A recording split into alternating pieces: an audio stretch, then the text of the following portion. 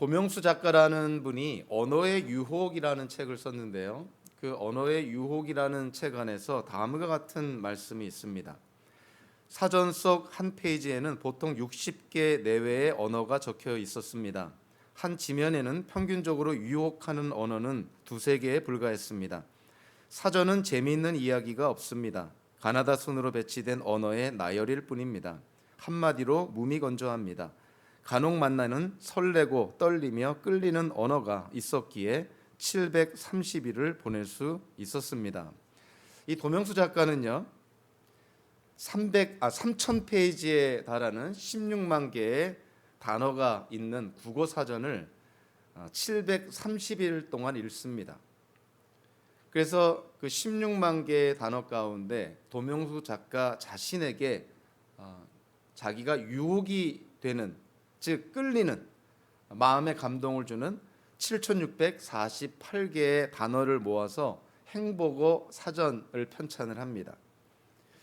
그래서 이 7648개의 단어 가운데서 특별히 도명수 작가를 유혹했던, 즉 도명수 작가의 마음을 붙잡았던 유혹의 정도가 높은 3000개를 추출해서 한글 3000리를 편찬을 합니다. 한글 3000리 가운데서 가장 유혹적인 두 글자 1000개를 뽑아서 한글 천어문을 만들고요. 그리고 이 가운데서 365개의 언어를 사용을 해서 365 행복 수첩을 만듭니다. 그리고 그 가운데서 자기의 인생을 뒷받침할 가장 핵심적인 단어 10개를 추출해서 핵심 열어를 만듭니다.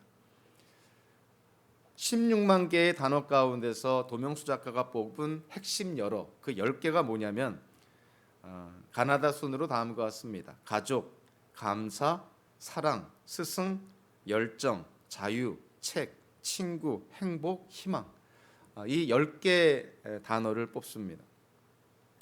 요즘처럼 험담하는 말이나 비방하는 말이나 욕설들이 난무하는 정말 부정적이고 파괴적인 언어들이 넘쳐나는 시대 속에 우리가 살고 있는데요. 자, 그렇기 때문에 다른 누구보다도 우리 기독교인들이 이런 긍정적인, 건설적인, 남한테 덕을 끼치는 그러한 언어를 사용하는 것이 더욱더 필요한 때가 아닐까 생각을 합니다. 자, 그래서 긍정적이고 건설적인, 참 덕을 세우는 그러한 언어들, 아마도 말을 많이 해야 되는 정치인들이라든가 또 지식인들이라든가 또 저와 같은 목회자들이 아마도 이러한 그 긍정적인 언어를 더 많이 사용해야 되지 않을까, 그런 생각을 합니다. 그래서 제가 이 도명수 작가의 언어의 유혹이라는 책의 소개를 읽으면서 그런 충동이 일더라고요. 제가 한국 사람으로 거의 이제 내후년이면 60인데 60년 동안 한국어를 모국어로 살아왔지만 정말 한국어 사전을 얼마만큼이나 심각하게 들여다봤는지에 대해서는 정말 이 반성을 하게 되더라고요. 그래서 저도 이 도명수 작가처럼 16만 개의 단어가 실려 있는 한국어 대사전을 사서 2년이 걸리든 3년이 걸리든 좀 꾸준하게 이 한국어 단어들을 좀 찾아봐야 되지 않을까. 그래서 정말 도명수 작가처럼 제 눈을 유혹하고 제 마음을 끄는 그런 단어들을 한번 모아봐야 되지 않을까. 그동안 미처 몰랐던 아주 좋은, 훌륭한 그런 우리 한국어 단어들을 한번 좀 찾아봐야 되지 않을까, 그런 충동을 받았습니다. 여러분들은 앞으로 더 많은 날들을 살기 때문에 언젠가 시간을 내서 이 한국어 대사전을 한번 처음부터 끝까지 정독하는 것도 참 좋겠다 하는 생각이 듭니다. 우리의 언어가 순화가 되고 긍정적인 언어를 하게 되면 결국은 우리 자신에게 그것이 유익하기 때문에 그렇습니다. 제가 자랄 때 들은 말 중에 하나가, 혹시 읽어보신 분이 있을지 모르겠지만 삼국지를 10번을 읽으면 적어도 사기를 당하지는 않는다는 그런 근거 없는 말을 제가 듣고 자랐습니다. 그만큼 삼국지에는 인간의 그 온갖 더럽고 추악한 면들이 다 드러나기 때문에 삼국지만 잘 읽어도 사기 당하지는 않는다, 그런 말을 제가 들었습니다. 여러분들 성경 66권 가운데서 가장 실제적이고 우리에게 실질적인 그리고 실천적인 지혜를 제공하는 책을 한 권을 정하라고 한다면 고른다고 한다면 당연히 잠언을 생각할 것입니다. 잠언은 31장으로 되어 있습니다. 그래서 여러분들이 하루에 2, 3분 시간을 내서 잠언을 하루에 한 장씩만 읽으면 한 달에 잠언을 한 번 읽게 되고요. 1년이라면 12번을 읽게 되고 10년이라면 120번을 읽게 됩니다. 그렇다면 삼국지를 10번 읽어도 사기를 안 당한다고 그러는데 만약에 여러분들이 성경의 잠언을 100번을 읽은다면 어떻게 될까? 사기를 안 당하는 것뿐만이 아니고 정말 지혜로운 자가 되지 않을까? 그런 생각을 하게 됩니다. 사실 하루에 투자하는 시간은 얼마 되지 않습니다. 5분도 안 됩니다. 그러나 그 시간이 모아서 1년, 10년이 되면 특별히 절대 진리의 말씀이 하나님의 말씀을 우리가 10년 동안 잠언을 100번을 읽는다면 아마 여러분도 모르는 사이에 자기도 느끼지 못하는 사이에 아마 어느 순간에 지혜로운 자가 벌써 돼 있을 것입니다. 뱉어진 말, 이미 한 말. 어떤 사람은 그거를 무사, 군인의 손을 떠난 던져진 칼과 같다라는 비유를 합니다. 칼이 던져지면 인정사정 없는 것이죠. 칼은 닥치는 대로 베고 피 흘리게 하고 죽게 합니다. 자, 그런데 이 뱉어진 말이 던져진 칼과 같다고 했을 때 이 뱉어진 말에는요 또 하나 무시무시한 사실이 있습니다. 이 뱉어진 말에는 이 부메랑의 효과가 있습니다. 던져진 칼이 자기에게 돌아오는 것이죠. 그래서 자기가 뱉은 말은 즉 악하고 부정하게 파괴적으로 쓰여진 그런 말들은 다른 사람들을 해칠 뿐만이 아니라 결국은 그 말이 부메랑의 효과까지 갖게 돼서 그 말을 한 사람을 사실은 다치게 한다는 거야. 그래서 악하고 더럽고 하나님 보시기에 옳지 않은 말을 한 경우에 누가 가장 많은 손상을 입게 되냐면 결국은 말을 한 사람이 손상을 입게 되는 것이죠. 자, 그래서 우리가 너무나 쉽게 생각해 볼 수 있습니다. 자, 입이 아주 더럽고 지저분하고 또 부패하고 그런 천박한 그런 말들, 거짓말을 일삼고 악한 말을 일삼는 사람 치고 인격이 고상하거나 품행이 단정한 사람을 찾기가 쉽지가 않은 이유가 거기에 있는 것이죠. 악한 말을 하면 결국은 자기가 악해지는 것입니다. 참 놀라운 것은 말과 행동이 다를 것 같은데 의외로 자기가 한 말을 아마도 그 심리적으로 자기가 한 말을 자기도 모르게 따라가는 성향이 있는 거예요. 그래서 좋은 말을 하면 행동도 좋은 행동이 낳는 것이고 악한 말을 하면 자기도 모르는 사이에 자기에게 일종의 자기 암시가 돼서 악한 행동을 하게 되는 것이죠. 자, 오늘 본문의 그 제목을 고민하면서 새치혀의 영향력이다 이렇게 정했는데요. 우리가 보통 새치혀라는 말을 많이 듣죠. 여러분들 새치가 길이가 얼마쯤 되시는지 혹시 아시나요? 새치. 우리의 혀의 길이가 얼마나 될까요? 약 9cm 정도 됩니다. 우리가 보통 그 뭐 남자의 키가 뭐 170에서 175 보통 평균 그렇게 생각한다면 새치 10cm도 안 되는 이 혀가 갖는 파급력이나 또 지배력이나 영향력이라는 것은 정말 이루 말할 수가 없는 것이죠.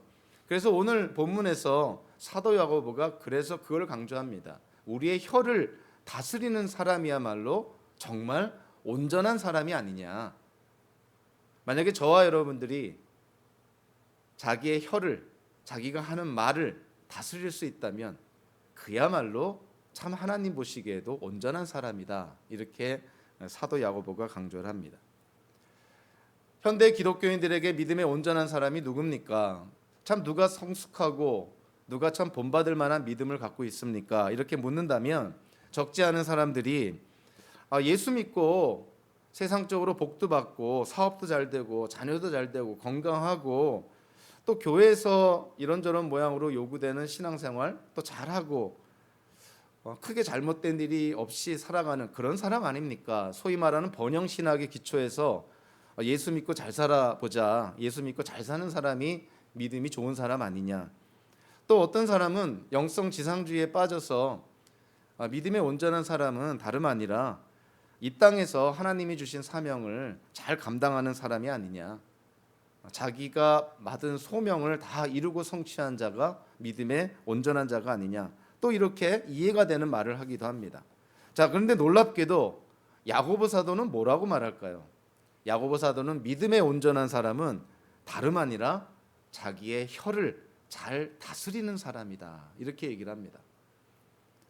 좀 고상한 얘기가 나올 것 같았는데 야고보 사도는 역시 실용적이고 실천적이고 굉장히 리얼리스틱하다, 현실적이다 이렇게 표현할 수 있습니다. 우리가 우리의 혀를 잘 다스릴 수 있다면 그야말로 믿음의 온전한 사람이다. 이렇게 아주 도발적인 말을, 파격적인 말을 하고 있는 것이죠. 그래서 야고보서 1장 2절부터 4절까지 조금도 부족함이 없이 완전하고 성숙한 사람, 자, 그 사람을 사도 야고보는 말을 다스리는 능력이 있는 사람, 즉 혀를 다스리는 사람으로 그렇게 묘사를 합니다. 자, 이제 오늘 우리 본문을 통해서요, 사도 야고보가 그렇게 강조한 혀를 다스리는 것, 우리가 하는 말이 얼마나 중요한지에 대해서 오늘 본문에서 세 가지로 나누어서 얘기를 합니다. 참 말은 중요하다. 그리고 말은 위험한 것이기도 하다. 그리고 말은 지배력이나 파급력이나 영향력이 대단하다는 거예요. 그래서 우리의 인생에 있어서 말은 너무나 중요하다는 것이죠. 오늘 보면 1절에 보면 1절 전반부에 보면 사도 야고보가 좀 우리의 예상을 뒤엎는 말을 합니다. 여러분들은 교사가 되려고 그렇게 노력하지 마십시오. 여러분들 가운데서 교사가 되려고 노력하는 사람들이 많은 것 같은데 그러지 마십시오. 그럽니다. 자, 그런데 말과 관련돼서 교사를 언급한 데에는 그만한 이유가 있습니다. 왜냐하면 우리가 성령의 은사를 보면 특별히 고린도전서 12장과 에베소 4장을 보면 이 교사에 대한 언급이 굉장히 강조를 합니다. 물론 여러 가지 은사가 있죠. 뭐 기적을 행하는 사람, 병 고치는 은사, 남을 도와주는 사람, 관리하는 사람, 여러 가지 방언으로 말하는 사람, 여러 가지 성령의 은사를 받은 사람들이 있는데, 자, 그들보다 먼저 사도 바울이 중요하다고 놓은 은사가 교사라는 거예요. 가르치는 은사. 그리고 그 가르치는 은사는 굉장히 중요하기 때문에 이 사람 저 사람이 다 갖는 것이 아니라는 것이죠. 그래서 에베소 4장 11절 같은 경우에는 사도 바울이 이렇게 말합니다. 그분이, 즉 예수님이 어떤 사람은 사도로, 어떤 사람은 예언자로, 어떤 사람은 복음 전도자로, 또 어떤 사람은 목사와 교사로 삼으셨습니다. 이 말씀 사역자들을 쭉 언급하면서 이 목사와 교사를 언급을 합니다. 사실 헬라어 성경을 원어적으로 바라보면 목사와 교사는 다른 사람이 아니라 같은 사람을 의미합니다. 이 정관사가 양쪽에 하나의 정관사가 두 호칭을 다 연결하고 있는 것이죠. 그러니까 목사와 교사는 좀 더 정확하게 번역을 하면 목사며 교사 이렇게 번역을 하는 것이 더 성경의 의미와 맞는 것이죠. 그러니까 이거는 목사인 저에게도 아주 큰 의미를 주고 있는 것이죠. 현대 교회에 있어서 목사의 가장 큰 최우선적인 가장 중요한 그런 책임 사역이 과연 뭘까? 교회를 섬기는 데 있어서 가장 목사로서 해야 될 가장 중요한 사역이 뭘까? 사도 바울의 표현대로 한다면 그것은 다름 아닌 가르치는 사역이라는 거예요. 목사는 곧 교사라는 것입니다. 가르침이 없는 목사는 있을 수가 없다는 것이죠. 자, 그만큼 초대교회에 있어서 교회에서 이 교사의 역할, 가르치는 은사의 그 중요성이라는 것은 이루 말할 수 없이 컸습니다. 자, 그런데 놀랍게도 사도 야고보는 이 초대교회 기독교인들에게 근데 여러분들 교사가 되려고 그렇게 많이 노력하지 마십시오. 여러분들 많은 사람이 교사가 되지 마십시오. 이렇게 얘기를 합니다. 물론 거기에는 교회 안에서 교사 또는 선생의 가르치는 자가 아무래도 두드러지기 때문에 그것을 시기와 질투의 대상으로 삼아서 하나님께서 주신 은사도 없는데 어떤 세상의 기준으로 교사가 되려는 사람들도 분명히 있었을 것입니다. 현재에도 교회 안에서 그런 일들이 비일비재해 일어나고 있는 것이고요. 자, 그런 측면에서 사도 야고보가 하나님이 주신 은사에 맞춰서 교회에 봉사해라. 괜히 받지도 않은 은사를 넘보거나 욕심내지 말라. 물론 이런 측면으로도 이해가 됩니다.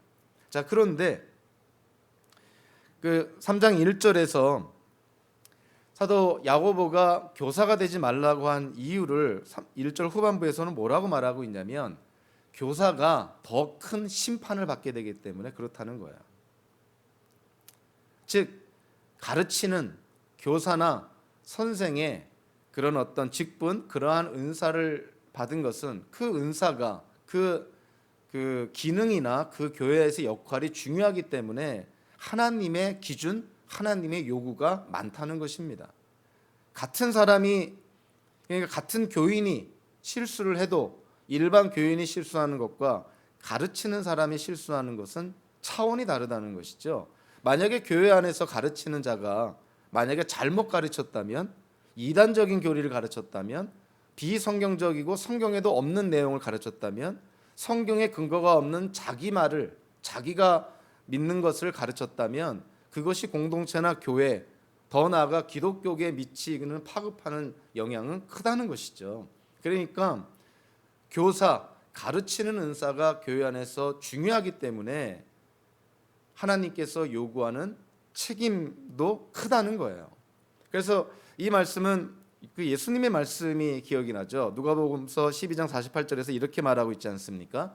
그러나 알지 못하고 매맞을 일을 한 종은 적게 맞을 것이다. 많이 받은 사람에게는 많은 것을 요구하고 많이 맡긴 사람에게는 많은 것을 요구한다. 하나님께서 교회 공동체에 꼭 필요한 중요한 은사, 너무나 소중한 은사를 주셨기 때문에 그 은사를 받아서 그 은사를 공동체를 위해서 섬기는 자들에게 하나님이 내세운 기준이나 책임은 크다는 거예요. 그러니까 섣부르게 그냥 눈에 보기에 좋다고 해서 교사가 되려고 하지 말라는 거예요. 교사는 하나님께로부터 부름받아 소명받아 은사를 받은 자들이 교회 안에서 가르치는 것으로 섬겨야 된다는 것이죠. 오늘날 기독교인들의 삶 속에서 가장 부패한 것이 무엇일까 생각해 보면 물론 여러 가지 있습니다. 일일이 셀 수 없을 정도로 우리도 부끄럽게도 기독교인의 삶 속에서 부패한 것들이 많이 있는데 그 중에서도 역시 손가락 안에 꼽는 것, 거의 넘버원으로 꼽는 것은 바로 말의 부패고 언어의 부패라고 생각이 되는 것이죠. 그래서 야고보 사도는 야고보서를 통해서 기독교인의 삶 속에서 가장 치명적인 부패, 즉 온몸을 도구로 다 죽일 수 있는 그 치명적인 독을 말이라고 표현하는 것입니다. 그러니까 참 우리가 말을 잘해야 되는 것이죠. 기독교인들은 정직한 말을 해야 되고, 그리고 우리가 한 말의 약속을 지키는 자가 돼야 되고, 그리고 진실한 말, 따라서 진실한 삶을 살도록 노력하는 것이 당연히 기독교인들의 모습이 되어야 된다는 것이죠. 저와 여러분들의 믿음이 과연 어떻게 증명이 될까요? 야고보 사도는 거듭거듭 얘기하지 않습니까? 우리의 행함이 곧 우리의 믿음이다. 입으로 고백하는 것으로 충분하지 않다는 거예요. 심지어는 아브라함과 라합의 예를 들면서 그들이 의롭게 된 것은 단순한 입술 고백만으로 그들이 의롭게 된 것이 아니다. 그들의 믿음으로 말미암은 행함, 믿음의 역사로 나타난 순종의 행위, 그것이 그들을 의롭게 한 것이다. 즉 거꾸로 얘기하면 그들의 행위가 그들의 믿음을 증명했다는 거예요. 그래서 저와 여러분들이 내가 하나님을 믿고 예수 그리스도를 구주로 영접했다는 것을 증명하는 방법은 입으로 떠드는 것이 아니라 삶으로 보여주라는 것이에요. 그 가운데서 우리의 말이 중요하다는 것이죠. 험하고 부패되고 더럽고 추악하고 온갖 거짓말, 중상모략, 남을 험담하는 수군거리는 그런 말들을 하면서 구원받았다고 얘기하지 말라는 것이에요. 우리가 믿음이 온전한 것은 우리의 말이 온전한 것이고 우리의 혀를 다스리는 자들이다. 이렇게 사도 야고보가 강조를 합니다. 1절만 보면 마치 사도 야고보가요, 이 교사들만을 대상으로 이 3장의 말씀을 풀어 나가는 것처럼 보입니다. 그래서 사실 1절에서는 이 공동체 안에서 교사가 중요하기 때문에 나중에 이제 뭐 베드로 후서라든가 유다서라든가 이렇게 공동서신서에 나오는 내용들을 보면 교회 안에서 가장 큰 문제가 됐던 그 교회 안에 어떤 문제의 중심에 누가 있었냐면 항상 거짓 교사가 있었습니다. 그러니까 공동체 안에 거짓 교사는 정말 치명적인 공동체 분열을 일으킨다는 것이죠. 그래서 야고보 사도가 이 말의 중요성을 언급하면서 교사를 먼저 언급하는 것은 당연히 이해가 되는 것이죠. 그런데 오늘 본문 2절을 보니까 사도 야고보가 혀를 다스리는 말이 얼마나 중요한지를 강조할 때 교사만을 대상으로 말하고 있지 않다는 것을 쉽게 우리가 발견할 수가 있습니다. 2절 중반에 보면 누구든지라는 표현이 나오잖아요. 이거 어떤 사람이든지 이런 표현입니다. 그러니까 교사만을 대상으로 하는 것이 아니고 기독교인이라면 누구든지, 예수 믿는 자라면 어떤 사람이든지 이런 뜻이에요. 그러니까 우리가 오늘 나누는 이 본문의 말씀은 교사만을 대상으로 하는 것이 아니라 모든 기독교인들을 대상으로 하는 것이다. 이렇게 우리가 이해할 수가 있습니다. 자, 2절에 우리는 다 실수를 많이 저지릅니다. 이렇게 시작이 되죠. 그런데 헬라어 성경을 보면 자, 한글 성경에는 빠져 있는 하나의 단어가 있습니다. 그것은 뭐냐면 접속사가 하나 빠졌는데 왜냐하면이라는 접속사입니다. 그래서 2절이 이렇게 시작이 되는 것이죠. 자, 1절부터 읽으면 나의 형제 자매 여러분, 여러분은 선생이 되려고 하는 사람이 많아서는 안 됩니다. 여러분이 아는 대로 가르치는 사람인 우리가 더 큰 심판을 받을 것입니다. 왜냐하면 우리는 다 실수를 많이 저지르기 때문입니다. 그 가운데서 어떤 실수요? 2절 후반부 보니까 말의 실수를 저지른다는 거예요.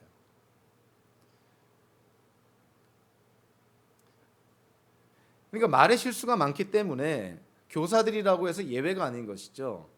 교사들은 말을 많이 해야 되잖아요. 말씀도 많이 나눠야 되지 않습니까? 이런저런 경로를 통해서 해야 될 말이 많지 않습니까? 그러다 보면 말이 많아질수록 당연히 실수할 수 있을 가능성이 커진다는 것이죠. 그리고 어찌 보면 진퇴양난인데요. 오늘 본문에서도 암시되어 있지만 야고보서 3장 8절에는 보다 직접적으로 표현하고 있는데 사람의 혀를 길들일 수 있는 사람은 아무도 없습니다. 즉 말의 실수가 없는 사람은 있을 수 없다는 거예요. 그러니까 말의 실수를 피할 수 있는 사람은 한마디로 없다 이겁니다. 자, 그렇기 때문에 교사라도 예외가 아니라는 거예요. 하나님의 은사를 받아서 말씀을 가르치면서 교회를 섬기는 교사, 선생들도 예외가 아니라는 거예요. 그들도 말의 실수를 할 수밖에 없다는 거예요. 자, 그렇기 때문에 사도 야고보가 우리가 말의 실수를 피할 수 없으니 하나님께로부터 특별한 소명과 은사를 받지 않는 이상 교사가 되려고 하지 말라는 거예요. 자칫 잘못하다가는 잘못된 말, 거짓된 말, 엉뚱한 말, 비성경적인 말, 하나님의 영광을 가리우는 그런 말들을 함으로 말미암아 하나님의 심판이 크다는 것이죠. 자, 2절에서 반복되는 단어가 하나 있는데 실수하다라는 단어입니다.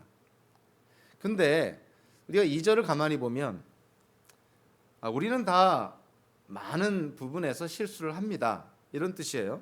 그리고 2절에 보니까 말의 실수가 없는 사람이 참 믿음의 온전한 사람입니다. 말의 실수가 없는 사람은 마치 말에 재갈을 물려서 그 말을 다스리는 것처럼 우리가 말의 실수가 없고 우리의 혀를 다스리는 사람은 참 온전한 사람이다는 것입니다. 좀 전에 얘기했듯이 그러나 이것은 불가능하다는 걸 야고보가 언급을 합니다. 혀를 다스릴 수 있는 사람은 없다는 거예요. 이 땅에 사는 모든 사람, 기독교인이라고 예외가 아닌 것이죠. 우리의 혀를 하나님의 뜻대로 완벽하게 다스리고 우리의 말을 하나님의 기쁨이 되는 말들만 할 수 있는 사람은 세상에 없다는 거예요. 교사도 예외가 아니라는 거예요. 사도들도 예외가 아니라는 것입니다. 어찌 보면은 이거는 전적 타락인 것이죠. 인간이 태어날 때부터 죄인으로 태어났기 때문에 말을 하는 데 있어서도 우리는 어쩔 수 없이 죄를 짓는다는 것이죠. 자, 그런데 2절에 보면 이 실수하다라고 번역이 됐는데, 자, 이 말이 너무나 가벼워요. 아니, 우리가 살면서 말 실수하지 않는 사람이 어디 있어요? 꼭 무슨 악한 의도나 또는 나쁜 계획, 나쁜 욕심, 어떤 음흉한 생각을 갖고 의도적으로 악한 말을 하는 경우가 아니라 그냥 말 실수, 그냥 그런 의도가 아니었는데, 그런 생각, 그런 뜻으로 말한 것이 아니었는데 경우에 따라서는 상대방에게 상처가 되고 관계에 어려움을 끼치는 말, 그런 말 실수들 우리 많이 하지 않습니까? 근데 만약에 그 2절에 이 말씀을 문자적으로 받아들이면, 아니, 말 실수 하나 한 거 가지고 그러면 이 세상에 어느 누구도 다 온전해질 수 없다는 이 야고보 사도의 표현은 좀 너무 지나친 것이 아닌가, 이렇게 생각이 되지 않나요? 실수한다는 거는 굉장히 가벼운 거예요. 의도적이지 않은 것이고 계획이 없는 것이고 악한 의도가 없는데 그냥 실수한 거. 우리 그런 경우 너무나 많지 않습니까? 뭐 저도 수도 없이 실수를 많이 하지요. 자, 그런데 헬라어 성경 원어를 보니까 이 단어가 실수한다라고 번역하기에는 이 단어의 의미가 그렇지 않습니다. 이 헬라어 동사에는 세 가지 의미가 있는데요. 하나는 실족한다라는 의미가 있고, 또 하나는 여기 번역된 대로 실수하다라는 의미가 있고, 세 번째 의미가 뭐냐면 죄를 짓다라는 의미가 있어요. 그러니까 이 세 개의 의미 가운데서 번역을 할 때 실수하다라고 번역을 한 거예요. 근데 헬라어 동사를 보면 저는 이 실수하다라고 번역된 것에 결코 동의할 수가 없어요. 우리를 온전케 하지 못하는, 마치 말에 재갈을 물어서 우리를 이리저리 끌고 다닐 만큼 크나큰 실수, 그걸 단순히 실수라고 표현하기는 너무나 가볍다는 것이죠. 오히려 실족하다라는 표현이 더 맞는 거고요. 우리가 실족한다, 그죠? 자, 그런데 이 똑같은 동사가 그 야고보서 2장 10절에도 사용을 합니다.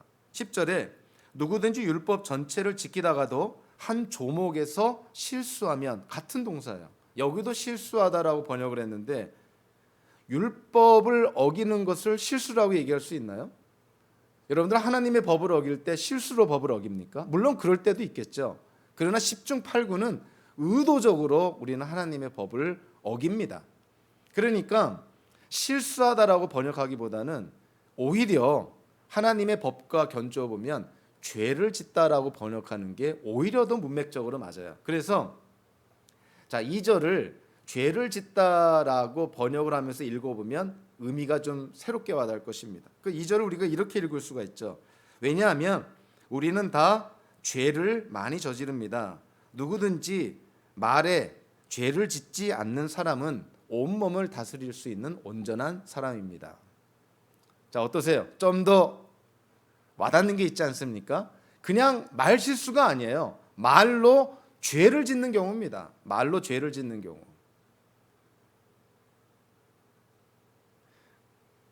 성경에서는 우리가 말로, 우리의 혀로 짓는 죄들에 대해서 얼마나 많이 강조하는지 모릅니다. 여러분들 잘 아는 이사야 예언자는요, 이사야서 6장에서 나는 입술이 부정한 사람인데, 입술이 부정한 백성 가운데 살고 있으면서 왕이신 만군의 주님을 만나 뵙다니. 입술이 부정한 사람인데 하나님을 만났다.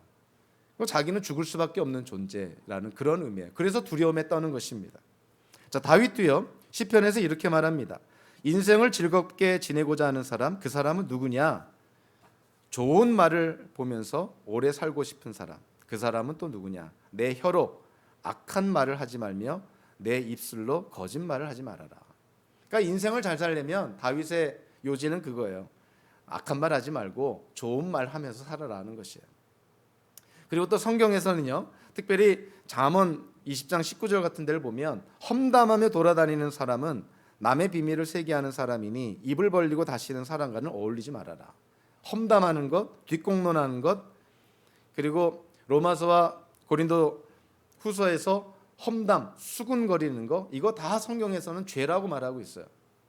여러분들 누구 뒤에서 수군거리고 험담하고 비방하고 상스러운 농담하고, 이거 다 하나님 보시기에 죄라는 것입니다. 바울도 인간의 죄를 언급하면서 특별히 로마서 3장에서 수많은 인간의 죄를 언급하면서 결국 마지막에 다시 한번 강조한 것이 뭐냐면 혀입니다. 말이라는 것이죠. 그들의 목구멍은 열린 무덤이다. 혀는 사람을 속인다. 입술에는 독사의 독이 있다. 입에는 저주와 독설이 가득 찼다. 이 모든 사람들이 그렇다는 거야. 이 땅에 태어날 때 우리의 모든 면이 타락되었기 때문에 죄인으로 태어났으니 우리가 하는 말들 자체가 이와 같이 하나님 보시기에 옳지 않은 말, 악하고 더러운 말들만 하며 산다는 것이죠. 그래서 야고보 사도는 우리가 하는 말은 이만큼 위험하다는 거예요. 말이라는 것은 함부로 할 게 아니라는 것이죠. 왜냐하면 뱉은 말은 절대로 담지 못하기 때문에 그래요. 실수한 말을 한번 담으려고 얼마나 우리가 많은 수고를 해야 되는지 저와 여러분들 삶 속에서 많이 경험하지 않습니까? 지혜로운 자는 말을 하기 전에 한 번 더 생각하는 것이고 심사숙고하는 것이고 신중해야 되는 것이죠. 특별히 우리 기독교인들이 그래야 된다는 것이에요. 그냥 내키는 대로 충동적으로 본능적으로 동물적으로 우리가 만약에 말을 하고 우리의 혀를 사용한다면 십중팔구 주변에 있는 많은 사람들이 다칩니다. 우리 기독교인들이라고 예외가 아닌 것이죠. 자, 사도 야고보가 오늘 말씀으로 참 말은 중요하다. 근데 말은 참 위험하다 하는 거예요. 근데 오늘 보면 3절부터 5절까지 이 사도 야고보가 우리의 혀가 우리가 하는 말이 얼마나 영향력이 있고 파급력이 있고 지배력이 있는지 세 가지 유추를 사용해서 설명을 합니다. 하나는 말, 동물이죠. 말의 재갈로 유추하고요. 또 하나는 배, 바다에 있는 배의 키에 유추합니다. 그리고 또 하나는 산불이나 들불이 났을 때 그런 나무 가운데 작은 불에 유추를 합니다. 그러니까 비유적으로 그렇게 말하고 있는 것이죠.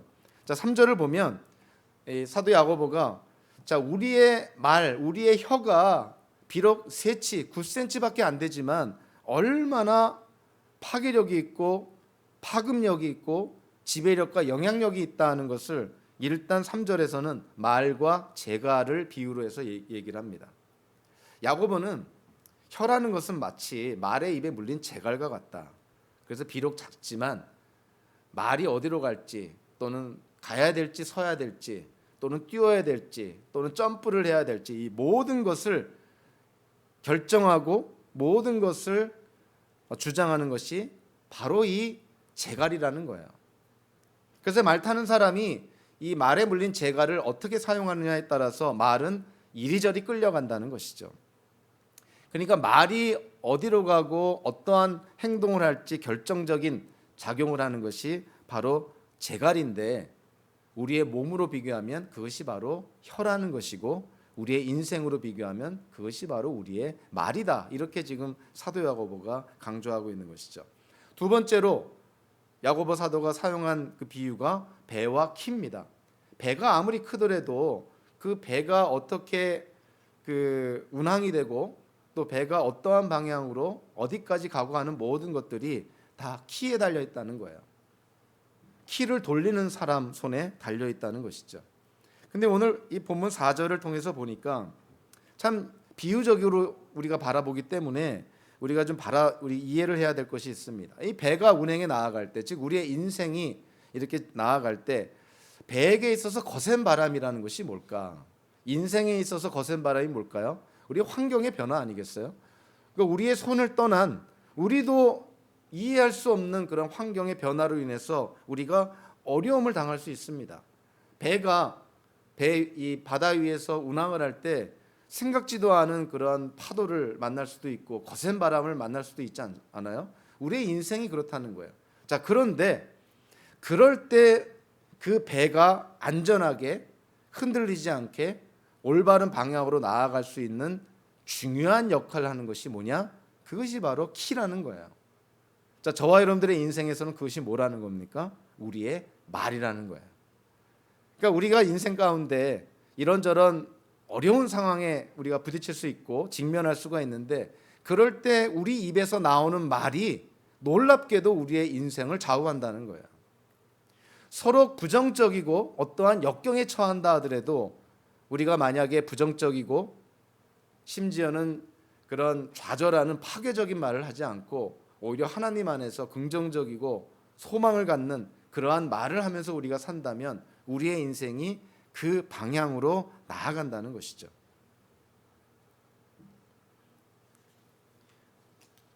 세 번째 그 유추는 숲이 불탈 때 그 숲을 불타게 하는 것이 아주 작은 불이다. 우리 한국적으로 표현하면 정말 담뱃불 하나가 산 전체를 태우는 거나 마찬가지인 것이죠. 이거 굉장히 부정적인 것 아닙니까? 그러니까 우리의 인생을 부정적으로 파괴적으로 불태워버리는 것이 마치 산불의 원인이 작은 담뱃불 하나인 것처럼 우리가 하는 말 한마디가 우리의 인생을 다 그렇게 파괴시켜버릴 수 있다는 거예요. 역사적으로 말 한마디 잘못해서 인생이 파괴된 사람들이 수도 없이 많습니다. 현대 사회에서도 정치인들, 연예인들, 지식인들, 언론인들 말 한마디 때문에 인생이 폭삭 주저앉은 사람들을 우리가 수도 없이 보지 않아요? 저와 여러분들의 인생이 그렇다는 거예요. 말 한마디 잘못하면 그 작은 불꽃 하나가 숲 전체를 태우는 것처럼 우리의 인생을 그렇게 파괴시켜 버린다는 것이죠. 그래서 저와 여러분들의 말은 중요하다는 것입니다. 인생을 살면서 역경에 처할 때 마치 배가 운항을 할 때 거센 파도를 만나는 것 같은 그러한 힘든 상황 속에서 우리는 과연 어떤 말을 하느냐, 그것이 결국 우리의 인생을 좌우한다는 것인데요. 이 성경에서 보면 여러분들 가나안 땅을 눈앞에 두고 가데스 바네아라는 곳에서 12명의 정탐꾼을 보냈을 때 그 12명이 가나안 땅을 40일 동안 정탐하고 와서 이스라엘 회중에게 일종의 보고를 합니다. 여호수아와 갈렙은 저 가나안 땅은 하나님이 우리에게 주신 약속의 땅이고 저 거인족 아낙 족속은 우리의 밥이다. 우리가 올라가자. 이렇게 얘기를 합니다. 근데 똑같은 환경, 똑같은 가나안 땅을 정탐한 나머지 10명의 정탐꾼은 우리는 이제 죽었다. 저들은 거인이고 우리는 메뚜기다. 우리가 저들과 전쟁에서는 이길 수가 없다. 우리 다시 옛날에 종살이하던 이집트로 돌아가자. 자, 똑같은 환경에서 10명은 부정적이고 파괴적이고 이스라엘 회중 전체를 잘못된 길로 이끄는 그러한 보고를 합니다. 반면에 2명은 하나님 안에서 담대하게 가나안 땅을 우리가 정복해야 된다고 얘기하는 것이죠. 그 결과를 우리 잘 알고 있습니다. 결국 이스라엘 회중이 그 10명의 말을 듣고 하나님의 약속을 믿지 않고 결국은 하나님께 불순종하고 대들고 하는 그런 어떤 참 보기 역겨운 그런 행동들을 함으로 하나님이 그들에게 징계하지 않습니까? 그 10명의 정탐꾼들은 바로 하나님께로부터 불이 나와서 그들은 불살라 죽임을 당하지 않습니까? 다만 여호수아와 갈렙만이 출애굽 1세대 가운데 유일하게 가나안 땅에 들어가는 그런 축복을 받지 않나요? 같은 상황 속에서 우리가 어떠한 말을 하느냐, 같은 상황 속에서 우리가 어떠한 그러한 지혜로운 말을 하느냐가 우리의 인생을 좌우한다는 것이죠. 솔로몬이 왕 됐을 때 하나님이 솔로몬에게 묻습니다. 꿈에 나타나죠. 솔로몬아, 내가 이 나라를 다스리기 위해서 뭐 원하느냐? 솔로몬이 뭘 원합니까? 지혜를 원합니다. 얼마나 지혜로운 답이에요. 하나님이 그 솔로몬의 답변에 너무 기뻐하셔서 솔로몬이 구하지도 않은 부와 명예까지 다 주지 않습니까? 그래서 세계 역사 속에서 솔로몬처럼 부와 부귀 영화를 누린 사람이 없다고 성경이 말합니다. 그만큼 솔로몬이 하나님의 마음에 합당한 지혜를 구했을 때 하나님은 덤으로 부도 명예도 권력도 다 주었던 것이죠. 예수님께 자기의 종을 고쳐달라고 부탁하러 간 백부장. 이 백부장은 100명의 군인을 다스리는 로마의 일종의 직업군인 같다, 이렇게 이해가 됩니다. 요즘 말로 하면 중대장급이라고 볼 수가 있겠죠. 그 백부장이 참 사람이 좋은 사람이에요. 자기의 종이 병들어서 죽게 돼서 예수님께 나온 것입니다. 자기의 종을 고쳐달라는 것이죠. 예수님이 백부장의 마음을 보시고 그래? 그럼 내가 너희 집에 가마. 거기에 대한 백부장의 답변은 예수님, 우리 집에 오실 필요도 없습니다. 그냥 예수님이 말씀만 하면 나을 겁니다. 참 이방인인데 예수님에 대한 그런 믿음을 보여줍니다. 예수님이 와서 뭐 안수하고 뭐 침으로 흙을 만들어서 뭐 어떻게 하고 이럴 필요도 없습니다. 뭐 기름을 바르고 그럴 필요도 없습니다. 예수님 그냥 말씀만 하십시오. 내 종이 나을 것입니다. 예수님이 그 답변을 듣고 얼마나 기뻐했는지 몰라요. 당연히 그 백부장의 종은 치유를 받게 되죠. 똑같은 상황에서 우리가 어떠한 말을 하고 어떠한 반응을 보이느냐가 결국은 우리의 인생을 좌우한다는 거예요. 저와 여러분들 앞으로 내일, 한 달 뒤에, 내년에, 10년 뒤에 우리가 어떠한 일을 겪을지, 어떠한 사람이 되어 있을지, 어떠한 인생의 경로를 나아갈지 저와 여러분들 아무도 모릅니다. 그러나 분명히 제가 100% 확신하는 것은 우리 모두 어려운 일을 겪게 될 거라는 거예요. 우리는 그러한 세상 속에 살고 있습니다. 우리는 어쩔 수 없이 아담과 하와의 죄로 인해서, 원죄로 인해서 하나님의 저주를 받은 이 세상에 살고 있으니 고난이라는 것은 우리가 피할 수 없는 현실이라는 거예요. 자, 그랬을 때 하나님이 우리에게 원하시는 것, 그런 고난 가운데 우리는 과연 어떻게 반응할 것이냐, 그 고난 가운데 우리는 어떠한 말을 하고 어떻게 자기에게 하나님의 말씀을 통해서 격려를 하고 그 고난을 뚫고 나아갈 것인가, 그게 중요하다는 것이죠. 자, 오늘 본문을 보면서 이 당시에 헬라 세계의 스토아 학파, 스토아 철학이라는 것이 있었는데요. 성경의 가르침과는 전혀 다른 것이었죠. 뭐 영지주의는 우리가 잘 알고 있죠. 이 스토아 학파에서는 어떠한 것을 가르쳤냐면 인간의 이성이나 영혼이 나머지 몸과 관련해서 마치 말 타는 자나 배를 조종하는 사람의 입장에 있다. 그러니까 인간의 이성과 영혼이 제일 중요하다. 그래서 인간의 이성을 훈련하고 그 이성으로 인간의 무질서한 욕정이나 감각을 통제하고 다스리면 우리는 평온하게 살 수 있다. 그것이 스토아 철학이었어요. 근데 야고보 사도는 오늘 본문에서 뭐라 그럽니까? 인간의 삶을 좌지우지하는 것이 뭐라고요? 인간의 이성이나 영혼이라고 얘기하지 않습니다. 인간의 삶을 좌지우지하는 것은 놀랍게도 우리가 하는 말이다. 우리의 혀라는 거예요. 우리의 혀와 말이 우리의 인생을 좌우한다는 것이죠. 자, 사도 야고보의 이러한 어떤 그 실천적이고 또 실용적인 현실적인 이러한 그 야고보의 주장은 사실은 성경적 세계관에 기초를 합니다. 여러분들 성경적 세계관이 뭔가요? 이 땅이 원죄로 말미암아 하나님의 저주 가운데, 즉 이 세상이 다 타락되어 있다는 것이죠. 그러니 우리도 태어날 때 그 원죄로 말미암아 죄인으로 태어난다는 거예요. 그것이 바로 전적 타락이라는 것이죠. 그래서 인간의 이성이나 영혼이 해답이 아니라는 거예요. 사도 야고보는 우리가 하는 말이 결국 우리의 인생을 좌우하게 되는데, 오늘의 비유를 바라보면 자, 여기에는 또 다른 암시되는, 그러나 우리가 꼭 알아야 될 아주 중요한 사실이 있습니다. 자, 특별히 그 5절 후반부에 나오는 숲과 작은 불의 비유를 잠깐 뒤로 하고 그 세 가지의 비유를 한번 볼까요? 자, 말과 재갈, 그리고 배와 키, 그리고 우리의 인생과 우리의 혀. 자, 가만히 보면 자, 사도 야고보가 자, 1차적으로 뭘 주장하는 것처럼 보이냐면, 자, 말들 같은 경우에는 자, 재갈이 중요하지 않느냐 하는 거예요. 그렇죠? 배는 뭐가 중요하다고요? 키가 중요하다. 사람에게는 뭐가 중요하다고요? 우리의 혀, 말이 중요하다. 이렇게 주장하는 것처럼 보입니다. 사실 굉장히 일리가 있는 말이죠. 그러나 암시되어 있는 것이 뭐냐면, 자, 말의 재갈을 누가 사용하냐는 거예요. 말의 재갈. 재갈이 저절로 사용합니까? 그렇지 않습니다. 말의 재갈을 사용해서 말을 조종하는 것이 뭐냐는 거예요. 말 탄 사람이라는 것이죠. 자, 배의 키도 마찬가지죠. 풍랑 속에 자, 배를 붙들고 원래 방향으로 나아가는 그 키를 잡는 사람, 키잡이, 그게 누구냐는 거예요. 사람이라는 거예요. 우리의 혀, 우리의 말이 우리의 인생을 좌우한다고 사도 야고보가 강조하는데, 결국 우리의 말과 혀를 사용하는 자가 누구냐는 거예요. 사람이라는 것입니다. 사람.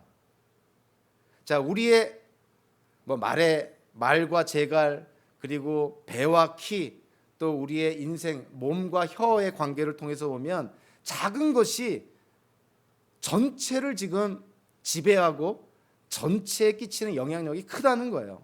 재갈이 그렇고 키가 그렇고 혀가 그렇다는 것이죠. 근데 거기에는 우리가 반드시 알아야 될 것이 있습니다. 재갈을 사용하는 사람이 중요한 것이고, 키를 사용하는 사람이 중요한 것이고, 혀를 사용하는 사람이 중요한 것이죠. 야고보 사도의 말은 다 이해가 돼요. 아, 그래, 우리의 인생을 좌우하는 것이 우리가 하는 말이고, 우리의 혀를 다스리는 것이 참 우리의 인생에 중요한 것이구나. 믿음의 온전한 사람이 되는 것이 다름 아니라 우리의 말을 다스리는 것이구나. 우리의 혀를 다스리는 것이구나. 우리가 옳은 말, 선한 말, 하나님이 기뻐하시는 말, 덕을 세우는 말, 공동체를 세우는 말을 해야 되는구나. 그런데 거기에는 질문이 나옵니다. 그 말을 하는 우리는 어떤 존재냐는 거예요.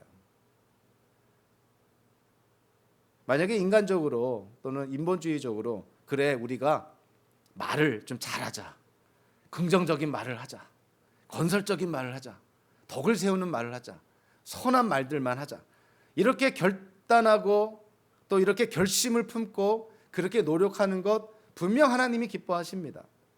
자, 그런데 우리 안에 드는 생각이 있죠. 그런다고 얼마나 나아질까? 우리가 결심한다고 우리가 하는 말이 얼마나 나아질까? 우리가 애쓰고 노력한다고 우리가 하는 말이 얼마나 개선이 되고 얼마나 하나님의 기쁨이 되는 말들을 하며 살 수가 있을까? 자, 결국은요, 우리가 이렇게 관계를 정리할 수 있어요. 우리의 행동을 좌우하는 것이 우리의 혀라면 우리의 혀를 좌우하는 것이 우리 자신입니다. 그러니까 우리 자신이 바뀌지 않으면 우리의 혀, 우리의 말도 바뀌지 않는 것이고, 그러면 우리의 행동도 우리의 인생도 바뀌지 않는다는 거예요. 자, 그래서 야고보 사도가 야고보서 1장에서 특별히 말씀 구원론이라고 해서 하나님의 말씀을 특별히 강조하지 않습니까? 하나님이 진리의 말씀으로 우리를 낳아주셨습니다. 새 언약의 약속대로 우리의 마음과 심령에 하나님의 말씀이 심겨져 있어요. 우리의 마음에 마치 돌에 십계명이 새겨진 것처럼 하나님의 말씀이 우리의 마음에 각인되어 있다, 새겨져 있다는 거예요. 사도 야고보가 우리에게 권면하는 것이 뭐죠? 그 말씀을 겸손하게 받아들여서 그 말씀을 지켜 행하라는 거예요. 여러분들, 우리 안에 주신 하나님의 말씀을 우리가 겸손하게 받아들여서 그 말씀을 우리 자신에게 말하면서 말씀을 지켜 행한다면 결국 누가 변할까요? 1차적으로 우리의 마음이 변하겠죠. 심령이 변하겠죠. 우리 마음과 심령이 변하면 누가 변합니까? 우리 자신, 우리 존재가 변하게 되겠죠. 저와 여러분들의 존재가 바뀌면 뭐가 바뀔까요? 말하는 것이 달라집니다. 말하는 것이 달라지면 행동이 달라지고 인생이 달라지는 거예요. 결국 야고보 사도가 서론에서 강조한 것이 그거예요. 우리 마음 안에 새긴 말씀을 우리가 한 귀로 듣고 한 귀로 흘려보내지 말고 그거를 지켜 행한다면 우리의 마음이 변화될 것이다. 마음이 변화되면 우리가 하는 말이 바뀔 것이고 우리의 하는 말이 바뀌면 인생이 바뀌어진다는 거예요. 아, 인생을 바꾸려고 내 마음과 심령은 전혀 변하지 않는데 하는 말을 기교적으로, 기계적으로, 기능적으로 바꾸려고 노력하면 얼마나 바뀌어지겠냐는 거예요. 마음이 안 바뀌었는데. 그래서 야고보 사도는 말의 중요성을 강조하면서 사실은 그 말을 사용하는 우리 자신을 강조합니다. 기독교인들이 먼저 변해야 된다는 거예요. 어떻게 해요? 마음에 새겨진 하나님의 말씀을 겸손히 듣고 지켜 행함으로 마음이 변화가 될 때, 그럴 때 우리의 입술도 우리의 혀도 다스리게 되고 우리의 말도 바뀌게 된다는 것이죠. 그러면 우리의 행동이 바뀌어지게 되고 그러면 우리의 인생이 달라지게 된다는 것이죠. 야고보 사도는 초대교회 기독교인들에게 오늘 말씀을 통해서 강조를 합니다. 오늘 말씀만을 표면적으로 바라보면 사도 야고보의 우리를 향한 충고는요, 초대교회 기독교인들에게 강권한 말씀을요, 한마디로 말조심하라는 거예요. 말조심해라. 뱉은 말은 담지 못한다. 뱉어진 말은 던져진 칼과 같다. 수많은 사람들을 해치고 피 흘리게 하고 죽이게 한다는 거야. 그러니까 기독교인들이 하나님을 영화롭게 하고 하나님께 영광 돌리는 것을 인생의 목표로 삼는 기독교인들이 이 땅을 살아갈 때 말 조심해야 된다는 것이죠. 그래서 우리는 누구랑 대화할 때, 토론할 때, 또 무슨 말을 전할 때 저는 개인적으로 그렇게 생각합니다. 말에 임기응변이 능하거나 순발력이 뛰어나는 것을 구하기보다, 물론 경우에 따라서 중요하지만, 임기응변이 있거나 대화를 하고 토론할 때 순발력이 뛰어난, 물론 그것도 우리는 살면서 필요하다고 느껴질지 모르지만 오히려 그것보다는 임기응변에 능하고 순발력이 뛰어난 그것보다는 오히려 말수가 좀 적더라도, 말을 좀 늦게 하더라도, 그리고 사이다 발언이 아니라 부드러운 말을 하더라도, 참 우리 기독교인들의 하는 말 속에 좀 이러한 특징들이 있는 것이 오히려 더 바람직하지 않을까. 말에 임기응변이 있고요, 말에 순발력이 있는 경우 사이다 발언처럼 우리를 시원하게 할 수도 있고, 우리를 웃길 수도 있고, 우리가 듣고자 하는 말을 해줄 수도 있습니다. 그러나 말을 빨리 하고 순발력 있게 할 때 당연히 말에 실수가 많고, 생각하지 못하고 고려하지 못한 그런 어떤 요소들 때문에 적지 않은 사람들이 그 말에 상처를 받고 손상을 입는 것을 또한 우리는 피할 수가 없는 거예요. 우리는 완벽하게 모든 사람을 행복하게 만들 수는 없지만, 그렇다고 해서 우리가 피할 수 있는 실수나 잘못들을 우리가 자기 합리화에 빠져서 아무렇지도 않게 하는 것은 하나님 보시기에 옳지 않습니다. 사도 바울이 골로새서에서 우리가 하는 말은 언제나 소금으로 맛을 내는 은혜가 넘치는 말을 해라. 잠언 기자가 얘기한 것처럼 경우에 합당한 말은 은쟁반에 담긴 금사과와 같다. 저와 여러분들이 우리가 이 땅을 살면서 세상에서 우리가 기독교인이라고 우리의 정체성, 아이덴티티를 말하고 정말 우리가 하는 말들마다 소금으로 맛을 내는 은혜로운 말을 하고요, 경우에 합당한 은쟁반에 담긴 금사와 같은 말을 한다면 주변 사람들이 얼마나 우리의 말에 귀를 기울일까.